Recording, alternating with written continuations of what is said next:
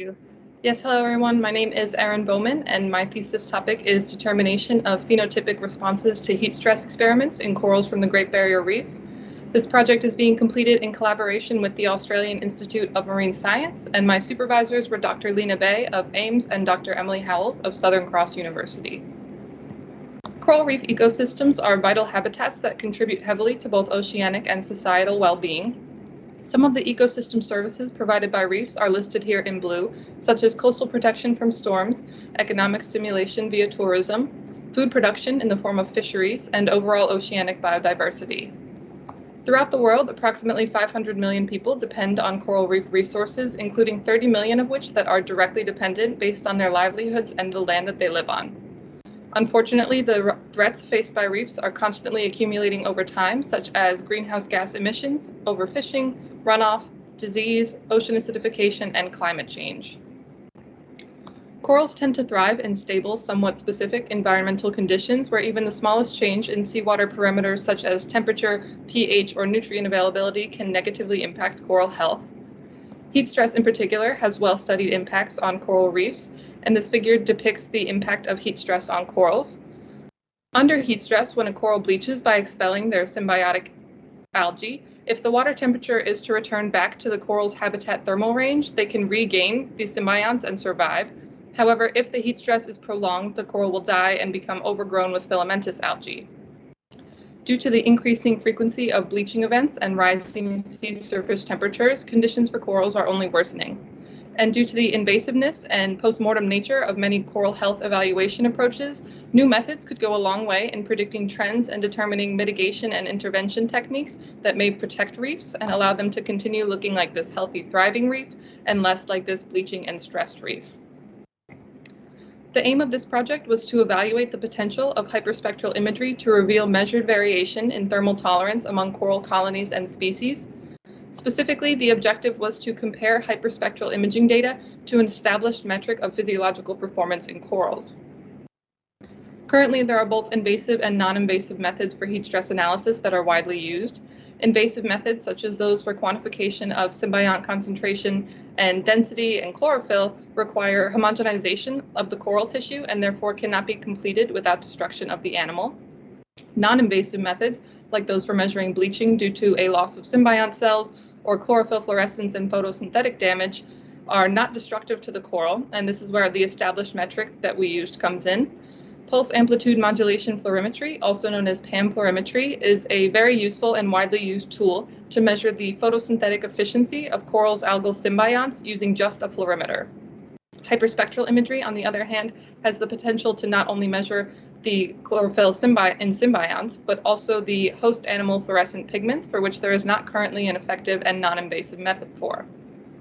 So what is hyperspectral imagery? Essentially, it's a way to create digital images that encompass the full spectrum of wavelength within an imager's sensor range. So while a conventional ordinary camera uses just RGB, red, green, and blue color filter designated pixels to create images, a hyperspectral camera utilizes a wide range of color bands and diffracts the information obtained by each pixel into its spectral components, which then creates a detailed spectral curve for each pixel in the image. And this already has established applications in organism identification, medicine, art history, habitat mapping, and more. For example, this is a photo of a very zoomed in coral with 4 pigments of interest highlighted. And if you were to look at the output given by a regular RGB camera, it would look something like this, with wavelength on the x-axis and reflectance on the y-axis. However, if you were to use a hyperspectral imager, the information you would get about each pigment is much more detailed and looks more like this, utilizing the same axes. The samples for this experiment were collected from Don Kinsey Reef and Reef 21550 in the Swains sector of the Great Barrier Reef Marine Park off the coast of eastern Australia. The species harvested included Platygyra didalia, Pacillopora vericosa, Stylophora pistulata, and Acropora hyacinthus. Due to a lack of replication in the Platygyra didalia fragments collected, that species was omitted from analysis. In order to test the thermal tolerance of these species, heat stress experiments were set up. The first being the intraspecific experiment, where A. hyacinthus genotypes were compared to one another, being here on the top half of this figure, and the second being the interspecific experiment, where the between species differences were analyzed here on the bottom half. After the fragments were collected from their respective reefs, they were placed into one of 4 experimental treatment tanks. Each experiment had one control tank that corresponded to the monthly mean maximum temperature at their home reef, as well as a +3, a +6, and a +9 degree temperature treatment for heat stress. These plots show the target temperature of the heat stress tanks in solid lines, as well as the actual hold temperature in dashed lines. And it's important to note that particularly in the +9 degree temperature treatment, the heating system was not always able to reach and maintain the target temperature, so those values are just under 9 degrees Celsius above the monthly mean maximum. Before data processing could begin, a literature review was conducted in order to decide what wavelengths of interest would be targeted in the analysis. And ultimately, 4 host fluorescent proteins and chlorophyll A were decided upon due to their overall applicability to the study. Cyan, which has an emission peak range between 450 and 500 nanometers. Green and yellow, which were combined due to how closely they fall on the spectrum, have a peak between 500 and 570 nanometers.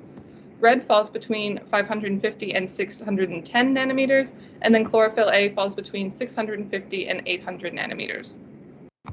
The pulse amplitude modulation fluorometry, or PAM fluorometry data, was processed using imaging wind software.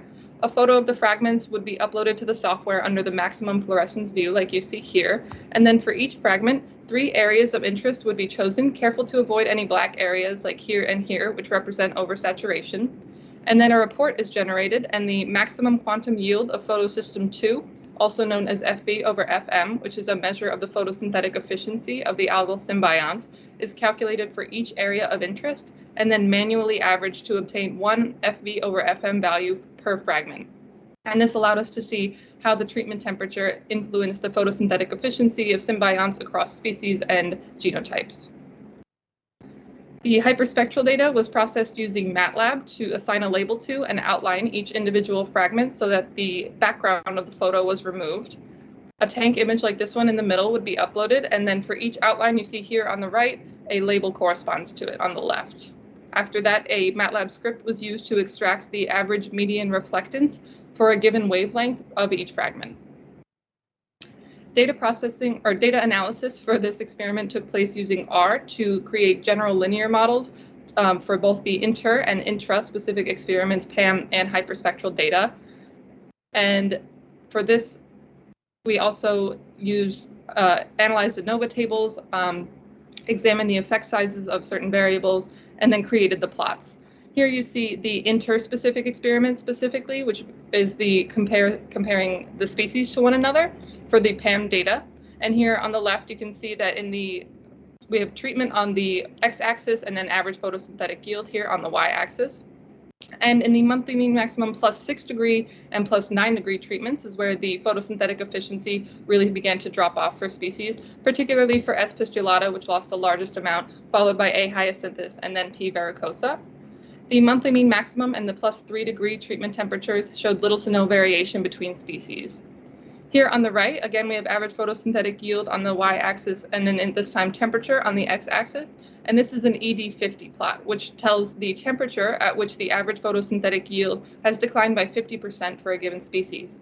So it kind of confirms what the bar plot shows, which is that S. pistulata has the lowest threshold at just over 33 degrees Celsius, and then A. hyacinthus and P. verrucosa at just over 34 degrees Celsius.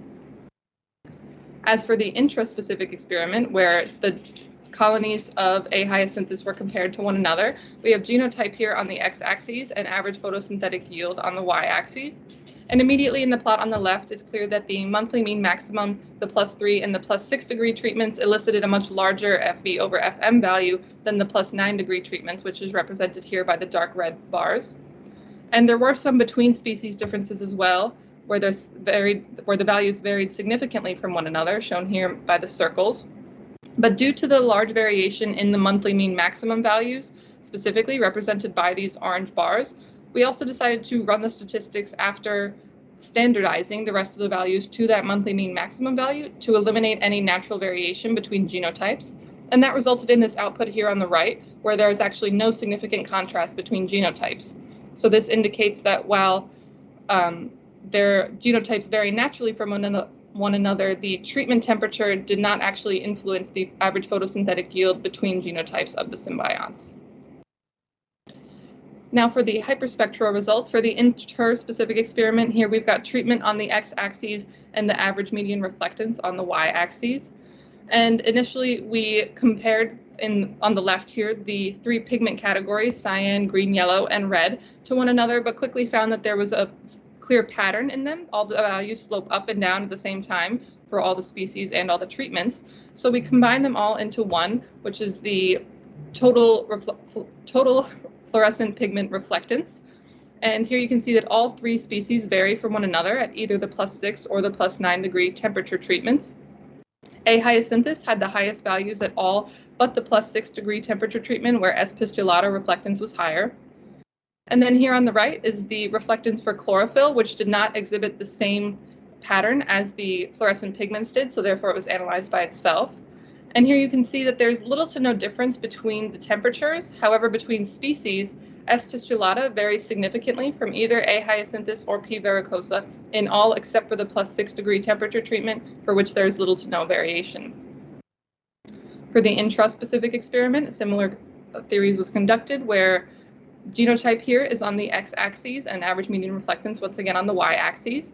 And here on the left, for the total fluorescent pigment output, you can see that there were initially 57 significant contrasts between genotypes and treatments. However, after standardization to the monthly mean maximum value, which again varies pretty heavily between genotypes, that number dropped down to 26 significant contrasts.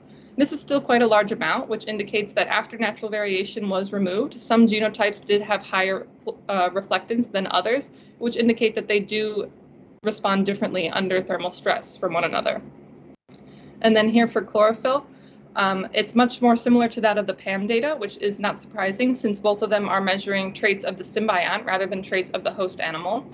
And before standardization, there were 5 significant contrasts between the +6 and the +9 degree temperature treatments. However, after standardization, there was no longer any significance. So again, that indicates that the genotypes did vary naturally from one another, and the effective treatment did not have a significant impact on the chlorophyll reflectance between genotypes.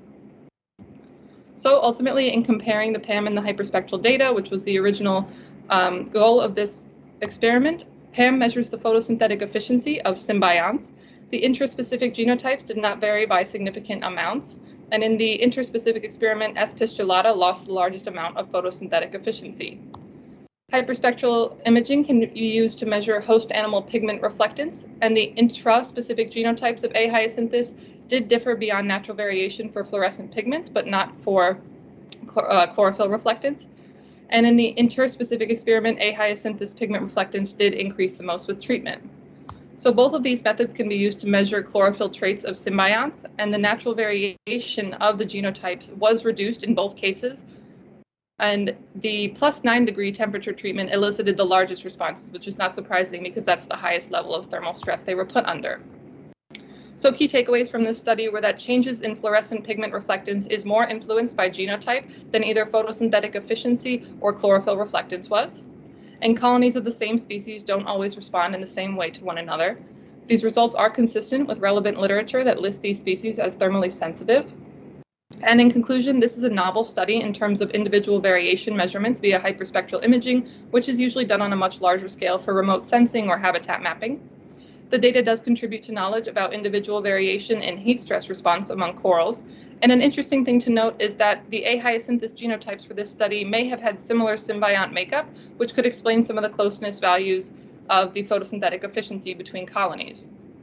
Going forward, to complete my thesis, I'm going to continue comparing the PAM and the hyperspectral data to look for differences and patterns among the two, as well as comparing these metrics to those of whitening during bleaching. It would be great to validate these results with in-lab experiments listed as invasive earlier in the presentation.